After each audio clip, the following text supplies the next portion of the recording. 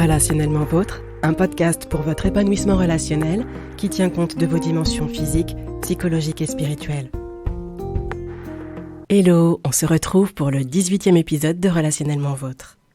Dans l'épisode précédent, vous avez pu découvrir ou avoir un rappel des 4 formes d'amour que la langue grecque différencie bien, à savoir l'amour éros, l'amour storgé, l'amour philia et l'amour agapé. Vous avez pu vous rendre compte que, bien que chaque forme d'amour ait ses bénéfices, que ce soit pour soi ou pour l'autre, peu d'entre elles sont suffisamment fiables, solides pour servir de ciment, de fondation pour une vie relationnelle épanouie. À vrai dire, la forme d'amour qui sort du lot, c'est l'amour agapé. Dans l'épisode de cette semaine, j'aimerais vous partager quelques particularités propres à l'amour agapé qui font de lui un ciment favorable à l'épanouissement relationnel. Avant d'aller plus loin, j'aimerais vous rappeler la définition que Relationnellement Vôtre donne à l'épanouissement relationnel. Il s'agit de l'art et de la manière d'entretenir des relations où chaque membre peut être authentiquement lui-même, tout en sachant préserver ou ramener l'harmonie au sein de la relation, quelles que soient les circonstances ou la météo de sa vie. Nous allons donc voir ensemble 8 particularités de l'amour agapé que je vais vous répartir sur 2 épisodes pour que ce soit plus digeste. Alors, la première particularité de l'amour agapé, que vous connaissez probablement très bien, c'est que c'est un amour inconditionnel. L'amour agapé dit « je t'aime tel que tu es » sans raison particulière. Il ne dit pas « je t'aime parce que » et vous mettez ce que vous voulez derrière. Dans une des conférences sur comprendre ce qu'est l'amour vrai, le consultant en leadership et conférencier Myles Munroe explique qu'à partir du moment où une personne trouve des raisons à l'amour qu'elle vous porte, ça met en danger la relation. Car à la seconde où les raisons de l'amour ne sont plus satisfaites, l'amour s'arrête. Par exemple, si quelqu'un vous dit « je t'aime parce que tu sais faire telle ou telle chose », si vous arrêtez de faire ces choses, que se passe-t-il ? Si quelqu'un vous dit « je t'aime parce que tu prends soin de moi », si vous ne pouvez plus prendre autant soin de cette personne suite à des problèmes de santé, suite à un deuil, une dépression ou une épreuve quelconque, la relation continue-t-elle à tenir ? Si une personne vous dit « je t'aime parce que tu es toujours là pour moi », si votre disponibilité diminue pour des raisons personnelles, professionnelles pendant une période plus ou moins longue, l'amour reste-t-il présent ? Autre exemple, si une personne vous dit « je t'aime parce que tu nous apportes un confort matériel et financier », si ce confort disparaît du jour au lendemain, pour X ou Y raison d'ailleurs, la personne pourra-t-elle continuer à vous aimer ? L'amour inconditionnel aime la personne telle qu'elle est, pour qui elle est, sans raison précise ni condition. C'est un amour qui dit « je t'aime, peu importe » et vous pouvez mettre ce que vous voulez derrière, là où d'autres formes d'amour disent « je t'aime tant que tu es agréable, tant que tu es bienveillant, bienveillante, tant que tu es sympa avec moi, tant que tu es gentil, gentille, tant que tu fais ce que je te demande. » La peur du rejet, la peur de l'abandon, la peur de souffrir, la peur de l'humiliation, la peur de la réaction de l'autre et bien d'autres peurs font que nous avons tendance à attendre que l'autre nous montre de l'attention, de l'amour, de l'appréciation ou une ouverture avant de donner de l'amour. Or, l'amour inconditionnel prend le risque d'aimer, peu importe le comportement ou l'attitude de l'autre personne. Cette forme d'amour n'est pas pour autant la porte ouverte à tout et n'importe quoi. C'est important de le souligner. Nous pouvons aimer une personne d'un amour agapé sans qu'il y ait de conditions à cet amour et ne pas apprécier ni accepter certaines paroles, certains actes, ne pas être d'accord avec certaines décisions. L'amour inconditionnel va en parler. Il va l'exprimer avec amour et prendra des décisions dans l'intérêt de l'autre. C'est dans l'intérêt de l'autre de lui dire qu'il ou elle va trop loin, qu'il ou elle se met en danger, mais la vie d'autres personnes en danger s'expose à des conséquences par rapport à ses actes. L'absence de raison ou de condition de l'amour agapé soulage la relation de toute forme de pression. C'est en cela que cette première particularité ouvre la porte à l'épanouissement dans nos relations. Vous imaginez une relation où vous n'avez aucune forme de pression à être comme ci ou comme ça, ni faire de telle ou telle manière, mais juste la liberté d'être simplement vous-même. N'est-ce pas ça l'amour après tout ? La deuxième particularité de l'amour agapé, c'est qu'il n'a pas d'attente vis-à-vis de l'autre. Il donne gratuitement et n'attend rien en retour. Allez, soyons honnêtes. Le tout premier élan de la plupart d'entre nous dès qu'il s'agit d'amour, peu importe la relation d'ailleurs, c'est d'une part, je ne donne pas mon amour à n'importe qui, je le donne pas n'importe comment, la personne doit le mériter. Ensuite, il y a cette attente d'une marque d'appréciation, de reconnaissance ou de valorisation par rapport à votre expression d'amour, ne serait-ce qu'un merci. Or, l'amour agapé donne de l'amour à tout le monde, que ce soit mérité ou non, car l'amour agapé considère qu'aucun d'entre nous ne mérite quoi que ce soit à la base. L'amour agapé aime, il offre généreusement son amour, il est comme ça. Donc avec l'amour agapé, l'amour est donné en fonction de la personne qui le donne justement, pas en fonction de la personne qui reçoit. C'est pour cela que l'amour agapé n'attend rien de l'autre, ni pour être donné, ni pour avoir été donné. Il est animé par la joie de donner, car pour lui, il y a plus de joie à donner qu'à recevoir. L'amour agapé regarde à ce qu'il peut offrir. S'il y a un retour, c'est accueilli, et s'il n'y en a pas, ça ne change rien. C'est vraiment pas évident de ne rien ressentir quand on offre de l'amour à une personne et qu'il n'y a rien derrière. Pas de réaction, pas de réponse et pas de retour. Pas même une petite marque d'appréciation ou de reconnaissance. Mais si nous replaçons dans le contexte le fait que le Créateur, le Père de l'humanité, nous donne quotidiennement de quoi être en vie, de quoi respirer, s'il devait se fermer ou nous rendre l'appareil à cause de notre manque de reconnaissance et d'appréciation pour ce qu'il nous offre tout à fait gratuitement, nous serions mal barrés, n'est-ce pas ? Quand je repense à tout ce que ce Père a fait et fait encore par amour pour moi, et au fait que je ne prends pas systématiquement le temps de le remercier, de lui exprimer ma reconnaissance, ça m'aide à revoir ma réaction quand je ne reçois pas de merci pour des choses bien plus petites que ce que ce Père peut me donner. Après tout, si on se focalise uniquement sur le bien apporté à l'autre, peu importe sa réaction, c'est déjà une grande joie d'avoir contribué à ajouter ce grain d'amour à la journée et à la vie d'une personne. L'amour agapé n'a pas d'attente, il n'a donc pas de frustration. C'est cette deuxième particularité qui fait de lui cette fondation idéale pour une vie relationnelle épanouie. Ensuite, la troisième particularité de l'amour agapé, c'est que c'est un amour désintéressé.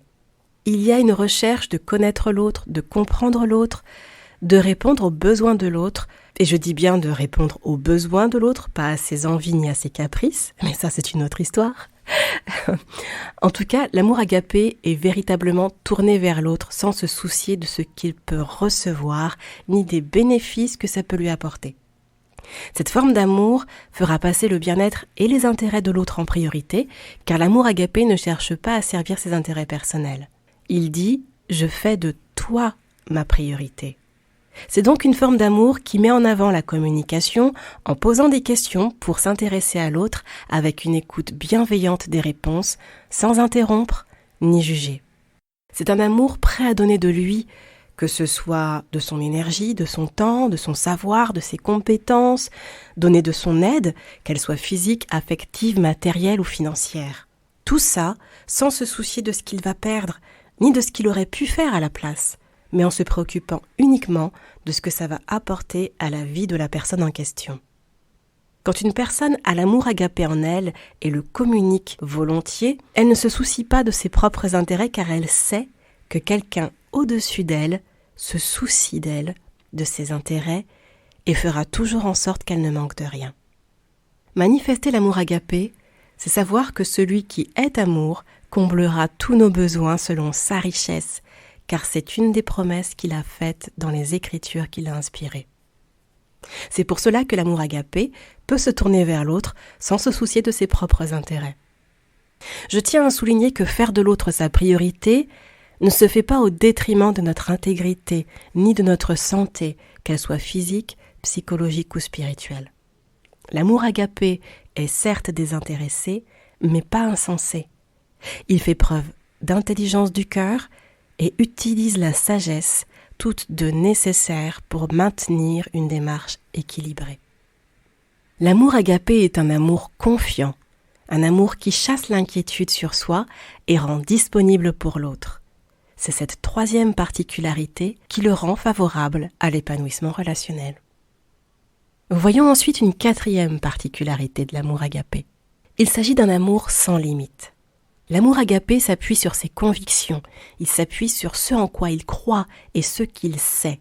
Il ne s'appuie pas sur ce qu'il voit, ni ce qu'il entend, ni ce qu'il craint, et encore moins ce qu'il ressent, car c'est un amour spirituel. L'amour agapé est esprit, et il est communiqué à notre esprit. Bien qu'il soit matérialisé par des paroles, des actes affectifs et physiques, la source de l'amour agapé n'est pas affective ni physique. Il n'est donc pas soumis aux limites humaines. Car tout ce qui est du domaine de l'esprit est illimité, infini. Voilà pourquoi l'amour agapé est capable de tout croire, de tout espérer, de tout supporter et de tout pardonner. Alors, ça ne veut pas dire que c'est un amour naïf qui accepte tout sans rien dire, ni que cet amour nous évite toute souffrance. Ça signifie que, malgré ce que la situation semble être, cet amour croit que celui qui sait tout et voit tout, voit aussi la situation et sait quoi faire. Ça signifie que c'est un amour qui espère en l'aide de celui qui est au-dessus de tout et qui peut tout, celui qui communique l'inspiration, l'intelligence, le discernement et la sagesse nécessaires pour agir efficacement. C'est un amour qui supporte la situation aussi longtemps que nécessaire pour mettre en place la réponse, la solution inspirée par celui qui sait tout, car l'amour agapé sait sur qui s'appuyer et en qui puiser les ressources nécessaires pour tenir. Et enfin, c'est ce même amour qui pardonne, c'est-à-dire qui se libère du ressentiment, de l'amertume et de la colère, car il sait que ce sont des chaînes qui le priveront de la liberté d'aimer à nouveau et de s'épanouir. L'amour agapé est sans limite dans sa manière d'être, de donner, de recevoir. Toutefois, c'est un amour qui sait aussi poser des règles, des barrières à ne pas franchir pour préserver, protéger cet amour. C'est un amour qui dit « Mon amour pour toi est infini et pour entretenir cet amour, protégeons-le du danger. » Voilà ce qu'il est préférable de respecter. La relation, ta personne, la mienne. Et voilà ce que ça signifie concrètement. Mettre en place de la loyauté, la responsabilité, l'honnêteté, la fidélité, la bienveillance, la maîtrise de soi. En fait, la liste peut s'allonger, bien sûr. En tout cas, une chose est sûre, c'est que ces règles vont de pair avec l'amour agapé. Elles coulent de source avec qui il est. Après, des rappels peuvent aider à s'assurer d'être sur la même longueur d'onde concernant les manières de protéger cet amour, sachant que ce qui anime la démarche, ce n'est pas la peur du danger, c'est la confiance en la capacité de l'amour agapé à faire face au danger grâce à ces règles.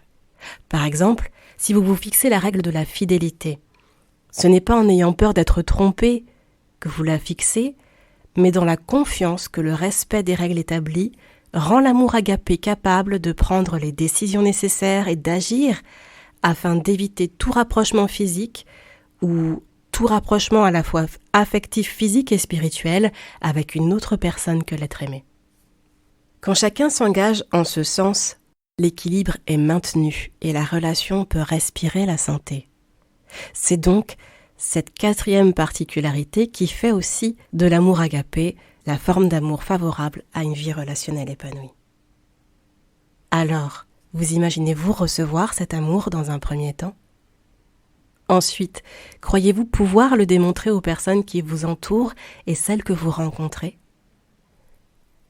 Pour illustrer ce que je viens d'évoquer, j'aimerais vous partager un témoignage d'une des manières dont l'amour agapé a changé ma vie et mes relations. De l'enfance à l'âge adulte, nous sommes malheureusement confrontés à diverses blessures dans nos relations avec les autres. Et comme plusieurs d'entre vous, j'ai connu des humiliations, du racisme, du rejet, des violences verbales, des violences physiques, des injustices, des trahisons, des manipulations diverses et certaines formes d'abus ainsi que du harcèlement. Ça a pu se faire dans des relations scolaires, amicales, amoureuses, associatives et même professionnelles. En tout cas, tous les paramètres étaient rassemblés pour faire de moi une personne amère, aigrie, violente, vengeresse, une bombe capable d'exploser dans n'importe quelle relation, mais pourtant, c'est loin d'être le cas. Si je suis en vie, en santé physique, psychologique et spirituelle pour vous partager cela, c'est parce que j'ai découvert l'amour agapé en personne. Je l'ai laissé entrer dans ma vie, je l'ai laissé me remplir de cet amour inconditionnel, gratuit, désintéressé et sans limite. C'est ainsi que la guérison intérieure a pu commencer en allant en plus profond de mon être. Sachant qu'en parallèle, j'ai fait de belles rencontres, des personnes débordantes de ce même amour avec lesquelles j'ai pu cheminer et avec lesquelles je chemine encore pour certaines d'entre elles. Ça a été un processus et un travail sur moi a été nécessaire pour me libérer de ce qui pouvait m'empêcher de vivre des relations saines avec les autres. Tout ça m'a permis de me rapprocher de ce Père qu'est Dieu, de développer des relations qui ont contribué à m'apprendre à recevoir de l'amour et à en donner de manière plus équilibrée.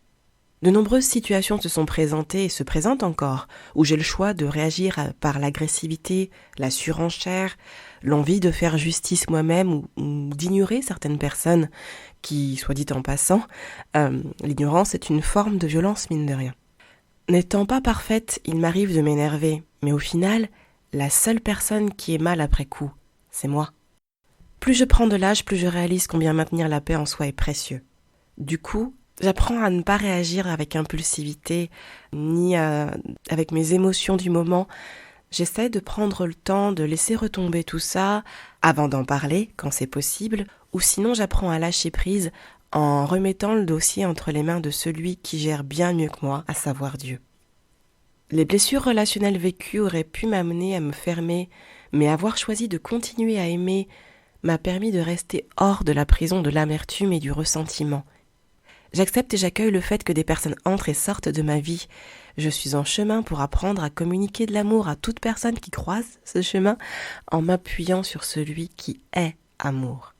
En toute franchise, il m'arrive de faire des erreurs et de me faire du mal, mais je choisis d'apprendre à tirer de leçons des expériences relationnelles vécues pour continuer à avancer avec un bonus que je pourrais réutiliser afin d'éviter de refaire les mêmes erreurs, et non comme un frein qui m'empêche d'être la personne que je suis déterminée à être, à savoir une personne aimante. J'ai eu l'occasion d'entendre le slogan suivant à une époque. Aimer Dieu, aimer les gens, aimer la vie. Je dirais qu'il résume bien l'état d'esprit actuellement cultivé en moi. Je veux apprendre à aimer Dieu encore et toujours plus, apprendre à aimer les gens d'une manière agapée, et continuer à aimer ma vie, peu importe mon passé ou la météo du présent. Ma vie relationnelle est-elle toute rose ? Bien sûr que non. Comme le dit si bien Gary Chapman, nous sommes des êtres imparfaits vivant dans un monde imparfait. Donc, il m'arrive d'être blessé, tout comme il m'arrive de blesser involontairement d'autres personnes. Nous ne pouvons rendre le monde parfait. Par contre, nous pouvons faire de notre mieux pour améliorer la partie du monde dans laquelle nous vivons. Je suis convaincue que l'amour agapé a le pouvoir de changer des vies. Vous imaginez si chaque être humain, chaque être vivant sur cette terre avait pour objectif de développer l'amour agapé, on vivrait tellement mieux. Ok, on n'est pas dans Bisounoursland, d'accord. Pourtant, je reste convaincue que si chacune d'entre nous s'efforçait à améliorer la part du monde dans laquelle il ou elle se trouve en donnant de l'amour agapé, ça peut faire une sacrée différence. J'aimerais vous partager 3 clés concernant l'amour agapé. La première clé, c'est d'oser ouvrir la porte de votre cœur à cet amour, inconditionnel, désintéressé, illimité et qui n'a aucune attente. L'amour agapé m'a fait et continue à me faire découvrir une version de moi que j'étais loin d'imaginer pouvoir être. C'est aussi possible pour vous, il suffit de lui demander de venir dans votre vie. La deuxième clé, c'est de garder en tête que nous avons le privilège de recevoir cet amour agapé gratuitement, sans avoir à le mériter, à le gagner, ni faire d'efforts particuliers pour le recevoir. Il y a si peu de choses gratuites dans la vie. Cet amour est entièrement offert. Pourtant, il renferme une richesse énorme. Nous en souvenir nous aide à revoir notre manière d'aimer. Nous donnons de l'amour parce que nous sommes comme ça. C'est notre choix. Ça ne dépend ni de la personne qui le reçoit, ni de sa capacité à exprimer de la reconnaissance. L'amour est offert car c'est un élan spontané du cœur. Il n'est pas calculé. Voilà pourquoi il ne dépend que de la personne qui l'offre, pas de celle qui le reçoit. Et si nous évitions d'en faire une récompense au comportement d'autrui ou une monnaie d'échange pour obtenir ce que nous voulons ? La troisième clé, c'est de ne pas nous appuyer sur nos propres forces. Il est important de se ressourcer. Je ne vois pas de source plus efficace que l'amour agapé lui-même. pensons à nous ressourcer en celui qui est amour et en des relations au sein desquelles l'amour agapé est partagé. C'est un amour qui donne tellement. Si nous ne voulons pas nous épuiser, il est important d'avoir des connexions qui permettent à cet amour de couler dans notre vie pour arroser les personnes rencontrées et côtoyées sans que notre réservoir ne se vide. Si vous avez envie d'approfondir la thématique abordée dans l'épisode, sachez qu'un bonus sera proposé au format vidéo à la fin du mois de juin. Il sera intitulé « Se connecter à cette source dans laquelle puiser pour se désaltérer et arroser nos relations ». Les bonus se trouvent dans l'espace abonné sur le site www.relationnellementvôtre.fr. Pour y accéder, il vous suffit de vous abonner à Relationnellement Vôtre. Il y a un bouton situé tout en bas de la page d'accueil, et tout en bas de chaque page d'ailleurs. Et normalement, vous avez aussi un pop-up, une petite barre qui s'affiche quand vous allez sur le site pour pouvoir vous abonner. Si vous avez des questions, des suggestions ou un témoignage à partager, vous pouvez envoyer un message à Relationnellement Vôtre sur le site une fois de plus en cliquant sur « Je contacte Relationnellement Vôtre » en bas de la page d'accueil ou en bas de chaque page. Voilà, on arrive à la fin de ce 18e épisode de Relationnellement Vôtre. L'amour agapé est plein de particularités et il n'y aurait pas assez d'épisodes à ce podcast pour vous les partager vu que cet amour est infini. Toutefois, j'aimerais vous en partager 4 de plus dans le prochain épisode. Du coup, on se retrouve la semaine prochaine. D'ici là, prenez bien soin de vous. Relationnellement Vôtre.